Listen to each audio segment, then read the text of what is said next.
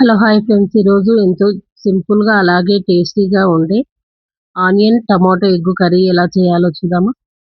చూడండి, ముందుగా అయితే స్టవ్ పై కడాయి పెట్టుకొని దాంట్లో 2 టేబుల్ స్పూన్ అయితే ఆయిల్ వేసుకోవాలి. ఆయిల్ వేడెక్కాక ముందుగా కట్ చేసి పక్కనుంచిన పచ్చిమిర్చి అలాగే ఆనియన్స్ వేసి కాసేపైతే వేయించుకోవాలి. చూడండి, ఇలా కాసేపు వేయించుకున్న తర్వాత ఒక టేబుల్ స్పూన్ సాల్ట్ అయితే వేసుకొని మరి కాసేపైతే వేయించుకోవాలి. ఇప్పుడు దానిపైన మూత పెట్టుకోవాలి. చూడండి, ఆలోపు ఒక 3 టమాటోస్ అయితే ముందుగా కట్ చేసి పక్కనుంచుకోవాలి. తర్వాత చూడండి, ఆనియన్స్ ఇలా మగ్గిన తర్వాత ఒకసారి ఇలా కలుపుకొని దానిలో ఒక టేబుల్ స్పూన్ పసుపు వేసుకొని ఒకసారి కలుపుకోవాలి. తర్వాత ఒక టేబుల్ స్పూన్ అల్లం వెల్లుల్లి పేస్ట్ కూడా వేసుకొని ఒకసారి మొత్తం కలిసే విధంగా అయితే కలుపుకోవాలి. ఇలా కలుపుకున్న తర్వాత ముందుగా మనం కట్ చేసి పక్కనుంచిన టమాటోస్ చూడండి, నేనైతే చిన్నగా కట్ చేసుకున్నాను. ఇది వేసి కాసేపు వేయించుకొని ఇప్పుడు దానిలో ఒక టేబుల్ స్పూన్ కారం కూడా వేసుకోవాలి.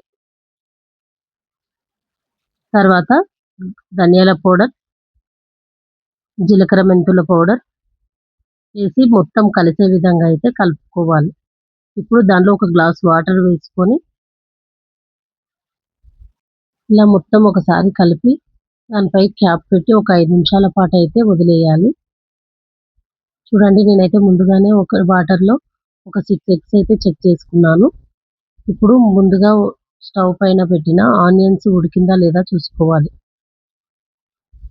చూడండి, ఇలా ఉడికి ఆయిల్ పైకి తేలిన తర్వాత ఒకసారి కలుపుకొని ఒక్కొక్క ఎగ్ అయితే కొట్టి దానిలో వేసుకోవాలి. చూడండి, ఈ విధంగా అన్నీ కూడా వేసుకొని కాసేపైతే దానిపైన క్యాప్ ఉంచి ఒక 5 నిమిషాలు అలాగే వదిలేయాలి. ఇప్పుడు 5 నిమిషాల తర్వాత తీసి చూస్తే చూడండి, ఈ విధంగా అవుతుంది. ఇప్పుడు ఒక్కొక్కటి నెమ్మదిగా తిప్పేయాలండి. చూడండి, ఈ విధంగా అన్నీ కూడా ఇదే విధంగా చేయాలి.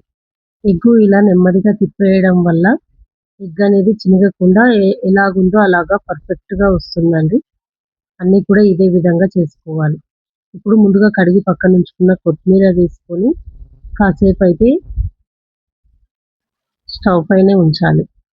ఇప్పుడు ఎంతో టేస్టీగా ఉండే onion tomato egg curry ready.